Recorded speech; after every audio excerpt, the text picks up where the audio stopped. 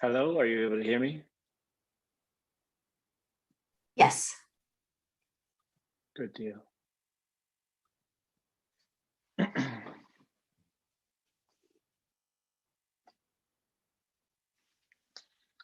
Hello, Michelle.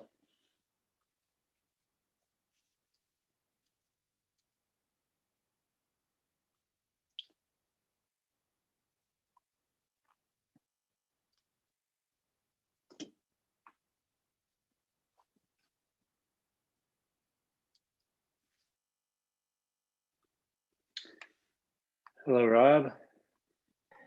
Hello. Oh, I hear you now. Great. Is this all for tonight? I know we had some folks who couldn't make it. Is this I know Cody and Maggie. maybe one and- more? Yep, I believe this is who we got.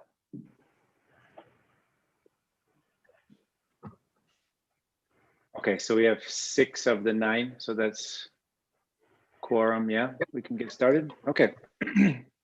Then I will get started. So, good evening, everyone. My name is Dan, and I'd like to call to order our special meeting tonight. And I believe we're streaming okay, correct, Gina? Welcome, Jim. I was just getting started. I'll read the mission and vision. So our mission is we provide accelerated curricula in all subjects with an emphasis on math and science. And our vision is to be an innovative, sustainable model of academic excellence that creates well-rounded, lifelong learners and global citizens. So I'd like to do a roll call now. Annie Cardenas is absent. Dan Ellingson is here. Cody Schneip is absent. Michelle Krakowski. I see a nod. Sorry, I'm on my laptop in the gray hall, so I only have one monitor. I keep minimizing between the notes and the thing. Sorry. Yes. Sure. Here. Gina Albers. Here. Yeah. Adam Bartz. Here. Rob Krieger. Jennifer Bartle. And Maggie Burgraff is absent. All right, I would like to move to approve the agenda. Do I have a second? This is Adam. I'll second. Any discussion on the agenda? I can't find the agenda. Did we get the agenda? Was I it am in? viewing it from the MSA website, but I do not have an explicit email with the agenda in it. So on the website, I can look at the website. Yep. Would it, Gina, would it make sense if we email that out to the board, or should we just grab it do off the that right now. website? Yep, I can do that Okay. right now. Thank you. Thank you. I'll give you just a minute to take a look at it before we vote on that.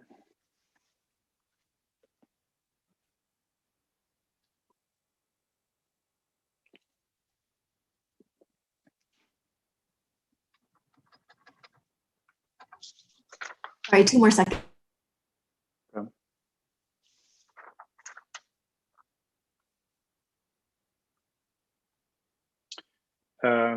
Adam, for those out there that may be also looking for it, it should be on the board of directors page under the about MSA. Is that right? And then the agenda for 427. Not even needing to go that far. Okay. So on the MSA homepage, as you scroll down, there's a variety of things in the far right-hand column, and near the bottom of it is a section called Board of Directors. The first item in that section is agenda for April 27th, 2021. When you click the download button, it'll give you tonight's special meeting agenda. Thanks, Adam. Jennifer and others, I just emailed it to you. Okay, thanks. So we had 4 topics tonight. Does anybody want any further discussion on the agenda?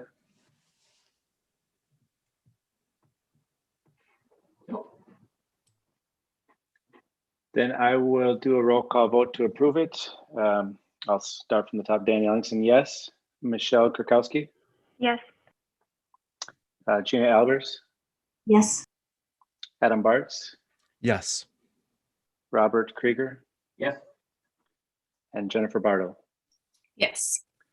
Okay, that's 6 yeses and no other votes. So we approve the agenda. So I think we can move on to agenda, which we're calling A, review director's recommendations for contract renewal for 2 staff members. So can we start the discussion on this one? Yes, and so I'd like to thank Adam and Maggie. And the 3 of us went through numerous documents that were provided us by the director and did a few interviews to follow up on items. And I would like to read our statements. Dan, would you like these one at a time, or would you like them both together? Yeah, let's please do one at a time, if that's okay. Yep. And so our recommendation for employee C, based on the lack of documentation that would show letters signed by administration and employee C documenting discipline for conduct, redirective approach, appropriate action, or growth plans, we do not support the non-renewal request made by the director. We recommend a detailed growth plan be articulated and administered by the middle school administrator, Tom Johnston. We also recommend a class on sensitivity training be completed within 90 days. I can send that statement to Michelle for the minutes, if approved. Or I can send that message so you have it, yeah, regardless. So our recommendation would to not support the non-renewal request for employee C. Not support the non-renewal. So basically leave it as is, but with these additional recommendations, you're saying? Yep. Yeah, okay. We support renewing the contract. And, Maggie and I think was Adam the one, that one I helped out? Okay. Adam, that sounds pretty similar to what you were thinking. Yeah, it was a joint statement. It was a joint statement. Yes. Okay. I guess any questions from those on the board? So I would move to renew the contract for employee C. This is Gina. I'll second.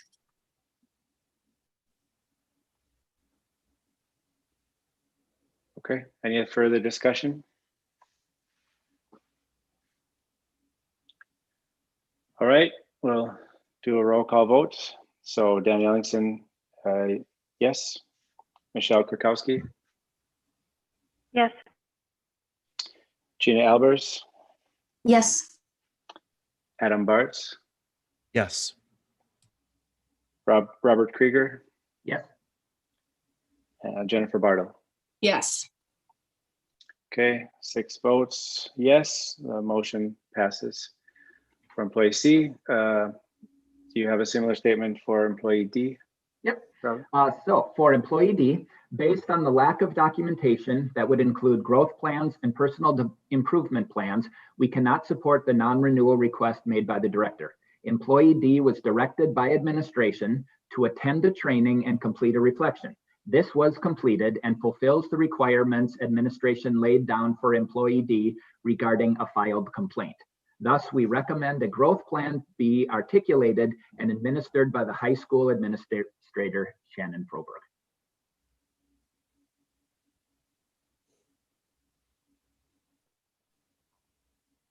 So I would move that we renew the contract for employee D. So just a clarifying question, Rob. So the growth plan, that was the only stated step in the growth plan was to take this training? No, there wasn't a growth plan as far as we can't find any documentation about any growth plan. It was just agreed upon that this training be taken and for one of the filed complaints. There is currently another complaint that's being investigated. And so that we can't talk about at this point, but we believe that a written growth plan should be articulated and administered by the high school director, Shannon Froberg.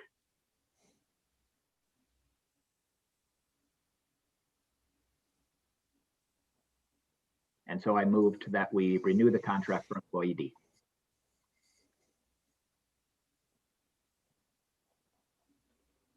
This is Adam. I will second the motion. Okay, Adam, second. Any further discussion? Questions? Yes. May I ask one question? For both employee C and employee D, is there an opportunity, or have they been consulted with regard to their degree of comfort in terms of the individual they'll be working with on those growth plans? I think that I don't know if it's required or no, but I just wanted to ask. I reviewed the concept with them, not specifically, I mean, didn't ask for their permission for who the board recommended for the growth plan, but I certainly would agree that if they felt uncomfortable, we could make further arrangements. The other thing, Michelle, good question. The other thing is I didn't get a chance to catch Lisa's interim director update or search today, but I mean, we're hoping to, last we spoke, we're hoping to bring in an interim director as soon as possible, and that may help as well, depending on the timing of that one. Yep. Just kind of a fresh set of eyes on this, right? So. Right, and again, we're not voting on our assessment, right? The employees are, that was just our statement, but what we are voting on is renewing the contract. What we do, the recommendation, that is something that we're not voting on, right? So we're not voting that, we didn't vote that Tom Johnston would administer a growth plan. That was our suggestion. And so the point is that's further work to do at the administration level, be it the interim or the assistants.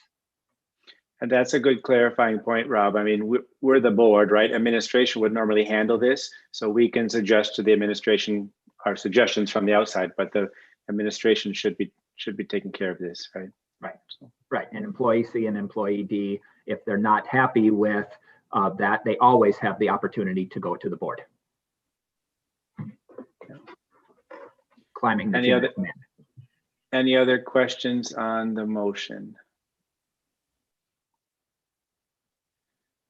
If not, then I will do a roll call vote. So just for clarification, the motion is to renew the contract. Renew the contract for employee D.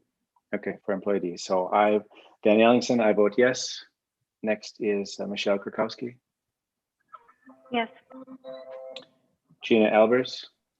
I will abstain. Okay. Adam Bartz. Yes.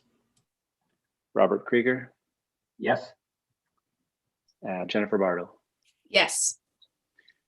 5 votes yes, 1 abstain. The motion passes with a quorum of 5 and 1 abstention. Okay, any other questions on topic A?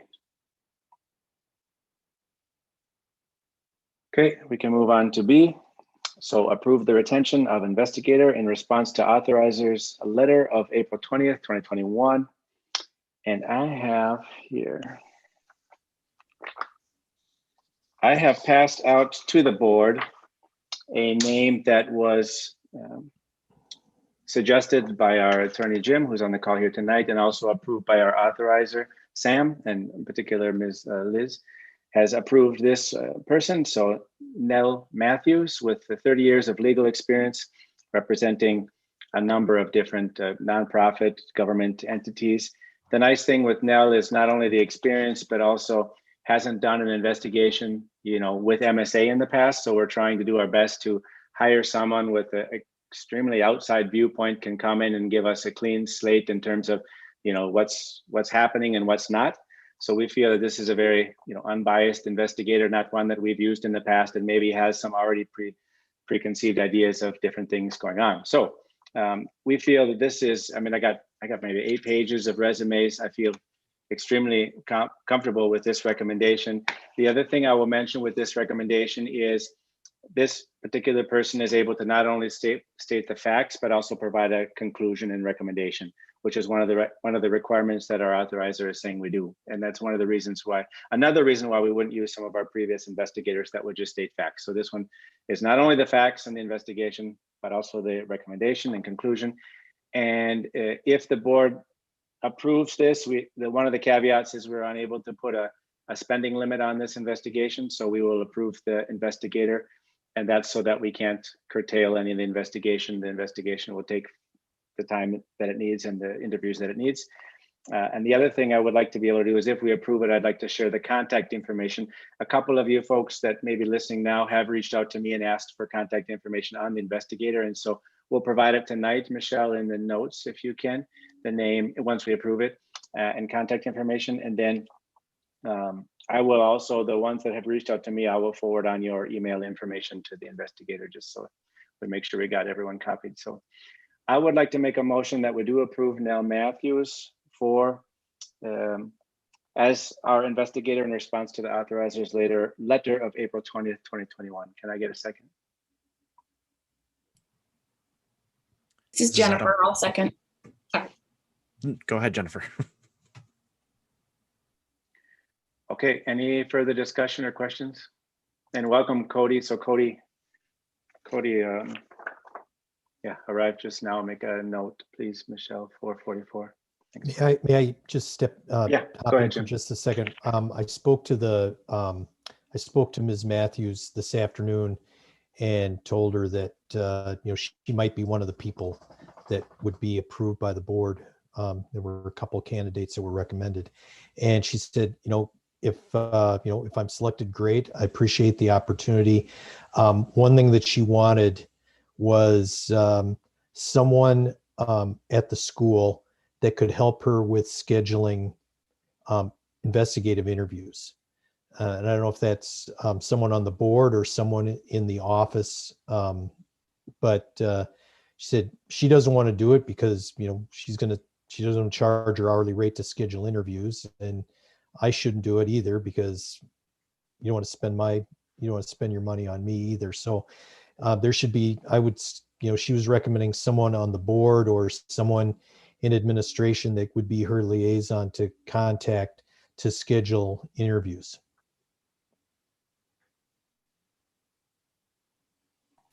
I can certainly help with that. I don't know if I'm the best choice for it, but I can volunteer too. Well, why don't we start with you, and I'll give her your name and contact information. And if it has to be somebody else, we'll figure that out. Thanks, Jim. And to that point, I would like to be the main contact, kind of representing the school. With me being in a parent role, I think I can do an unbiased kind of view of that as well. So I mean, once they're set up, I believe we've given them free rein to do these investigations, if you will. But if there's a question that comes up where it makes sense to have somebody from the board, I'm happy to speak as well. Right. It's like one of the provisions in the letter is that if the investigator uncovers something else that isn't particularly part of the specific allegations, that that individual, the investigator, has the obligation to look into those additional items too. So it would be good that Nell would be able to contact Dan, you, and just let you know, hey, I found this, and just to let you know I'm going to be going down this path. Yep, very good. Any further discussion, questions? Were we given a time frame that we had to have an investigation completed? I guess I haven't. It's been a couple of days since I read the letter, but know how long it's going to take? No.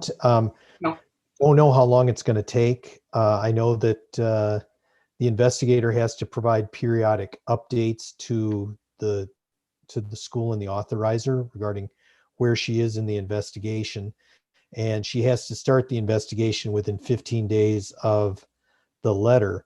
But there's nothing in the letter that says this investigation has to be completed by a particular date. I know that we'd like that time is of the essence, and we'd like to get it done as quickly as possible, but it's more important that we talk to everybody that we're able to talk to, or she's able to talk to everybody that she needs to talk to, and to write up the report as opposed to meeting some deadline. And Emma and Sam hasn't given any deadline to have it completed. Good question. Any others? And I would like to do a roll call vote on the motion to approve Ms. Matthews. So Dan Ellingson, yes. Michelle Krakowski, Yes. Gina Albers, Yes. Adam Bartz, Yes. and Robert Krieger, Yes. Jennifer Bartle, Yes. and Cody Schneep. I'm going to abstain because I wasn't here for the whole conversation. Okay. And I don't know how to uncross you out. I crossed out your name. So if I forget you in the future roll call, please let me know, Cody. I apologize. Okay. Okay. Good. So I believe that was 6 yeses and the motion passes. Okay. Then I'll move on to item C on the agenda, which is the Board of Directors officer assignments. And I just wanted to give an update that Annie has decided to step down as the chair. And so I will assume her position as vice chair moving into chair for the time being. And she's doing this and she can speak in the future. She plans to remain on the board, but right now she's feeling this will help out the school and the board in terms of managing a bunch of different things. So I think it's one of the reasons why I sent out a letter here recently on behalf of us, but also, moving forward, I'm hoping that I can do my best to represent the school when it comes to either the investigation or different issues as they come up for the time being. So the way I understand this process goes is I can assume the vice chair can move into the chair position, and Michelle, correct me if I'm wrong, but we will still have a full board, if you will, but we'll have an opening for a vice chair. And so we can do an election. I would recommend, and one idea would be we could do an election at the next board meeting where we have everyone in place, and that will be for the May till June timing. And then once we have June, we'll seat some of the new board members and we'll do the process again. So we're really talking for the next couple of months and how we want to manage it, and put it to the board for any discussion. Thoughts, questions, concerns? Question, Dan. I think it's in the bylaws that if the chair is a teacher, a parent or community, then the vice chair has to be teacher. So I think the vice chair will have to be one of the teachers, if I'm correct. You are correct. And Michelle was kind enough to pass me the bylaws, and I didn't mention that, but yes, you're right. So with me being a parent, that the vice chair would have to be a teacher. Yes. If nobody self-nominates, what happens? Does the position just go vacant until June when we roll people over? Let's talk it through, but there's like a doomsday scenario in our bylaws, which is if we get down to 5 people on the board, right? And so 5 people on the board is different than your question, which is the board officer levels. Right. I'm okay with, you guys have been fantastic at stepping up when we've had a lot of questions come in from all over the place for the past couple of weeks. And you guys have been so supportive. I'm not anxious about filling the position, but I want to give that opportunity to anyone who wants to step in and say, I would like to help as vice chair. I've reached out to pretty much all of you guys individually on separate tasks over the past week or two, and you've all instantly stepped up for it. So I'm not asking for it as a need. It's more of a procedural thing if somebody would like to take that position for the coming. And I'm not sure that we're required to have it. Michelle, I don't think we specifically speak to this that I read. But. Yeah, from when I was reviewing it, I didn't see an element of contingency if there weren't any volunteers for one of them. So that is a very good question to wonder if we need to, at some point, think about that. The way I read here, go ahead. I was going to say, I suppose if no one volunteers and no one's elected, I suppose that someone could just nominate one of their colleagues. And if there's a nomination and second, kind of they might force someone's hand if that's how you want to play it. That would be another way to handle it. But it doesn't sound like you're too terribly interested in that lack of cooperative process. I want, not everyone could make the meeting tonight, so I was just trying to be respectful. If folks at the next board meeting, if we could get all 9 members, it would be nice to be able to put it to the whole group that way. But I agree with you, Gina. I mean, there's 4 teacher board members. Maggie and Annie are absent tonight. It would be nice to have them sit for that discussion as well. What do you guys think? Would you be okay to have it as an agenda item? One option could be an agenda item for our May discussion is, yeah. Yep, I think that's what we should do. And I'd like to publicly thank you for stepping up what you've been doing, the work you've assumed.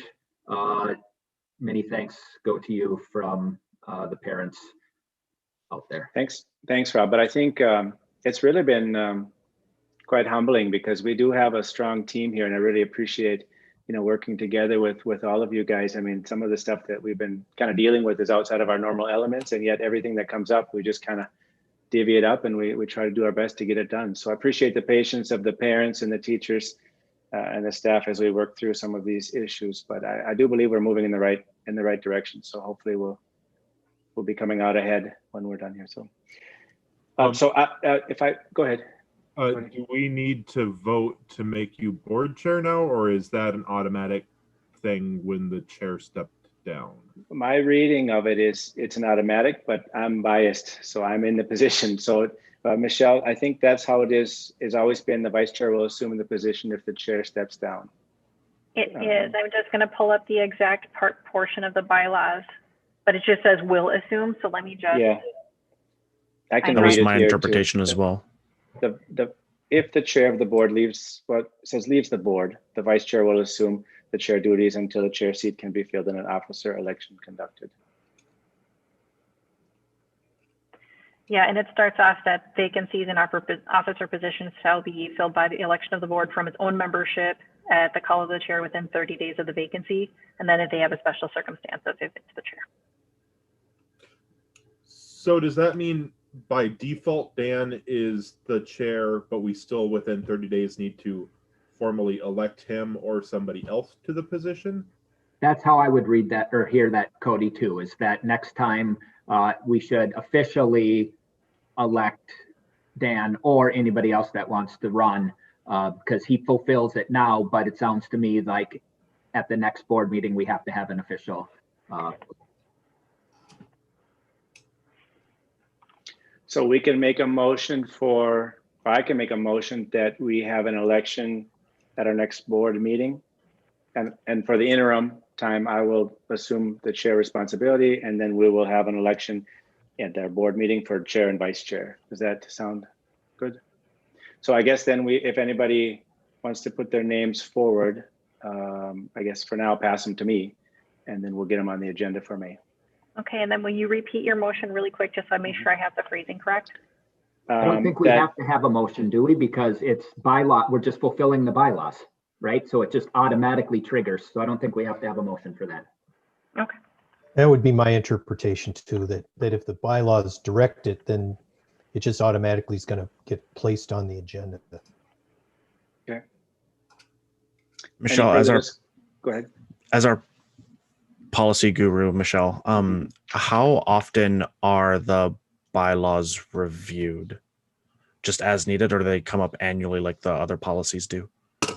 Every board member should read the bylaws thoroughly as part of your new board member stuff. And we actually did review the bylaws last year over a few meetings because we were trying to determine if there was any interest in shifting some of the bylaw term limits and stuff. So annually, everybody should review them, formally as a board reviewing them if we want to make changes, for sure.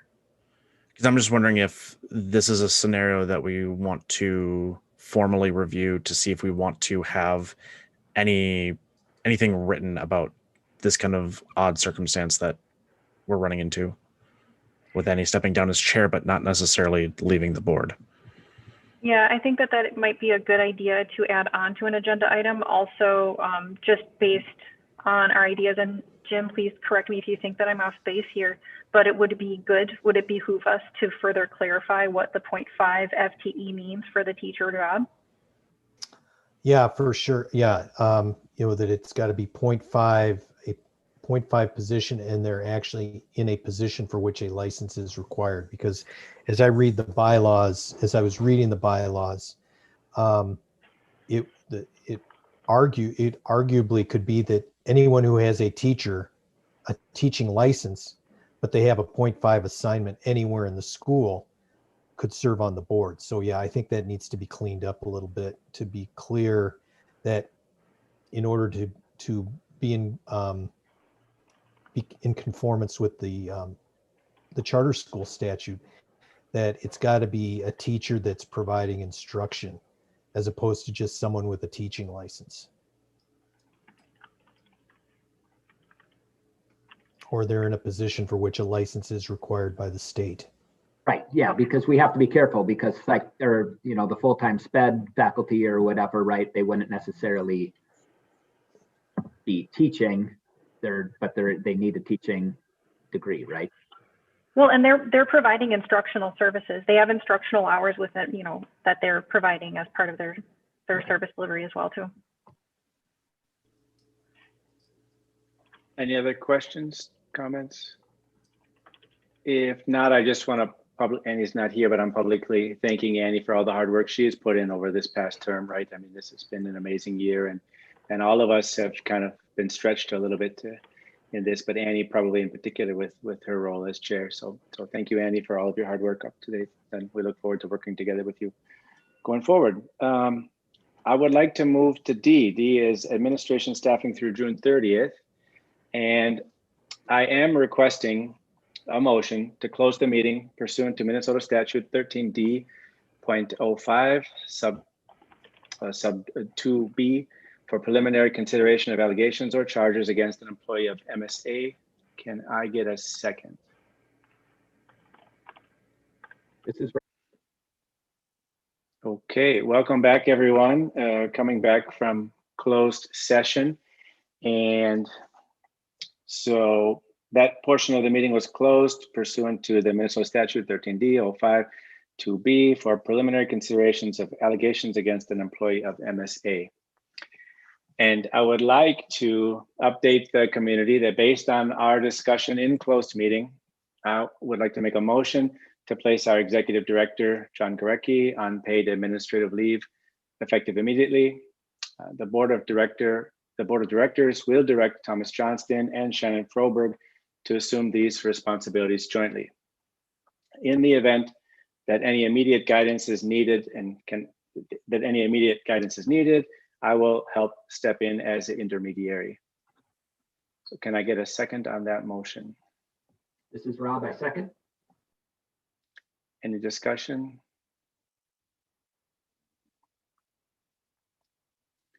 Okay, then I will do a roll call vote. So Dan Ellingson, yes. Cody Schneep, Yes. Michelle Kukowski, Yes. Gina Albers, Yes. Adam Bartz, Yes. Rob Krieger, Yes. and Jennifer Bartle. Yes. I believe that's 7, correct? 7 yeses. So the motion passes. So what will happen then is I will be passing John a letter of further instructions, and John, I'll give you a call here after the meeting, and we can take you through next steps. But I'll pass you a letter with the instructions there, and also we'll send a letter out to the community through the school tomorrow morning, basically, mentioning the fact that John is on leave of absence, and should they have any questions to contact Tom or Shannon. So, any further comments or questions? Okay. If not, then I think motion to close the meeting at 5:54 p.m. Sorry, Jim, did you have second. Did you have I was anything, going to Jim? say adjourn, not close. Adjourn. Okay, adjourn the meeting. This is Adam. I'll Thanks. second to adjourn. Okay, then Dan Ellingson, yes. Cody Schneep, Yes. Michelle Kukowski, Yes. Gina Albers, Yes. Adam Bartz, Yes. Robert Krieger, Yes. Jennifer Bartle. Yes. All right, 7 yeses, the motion passes. Thank you, everyone, and we look forward to working together. Our next meeting will be in May.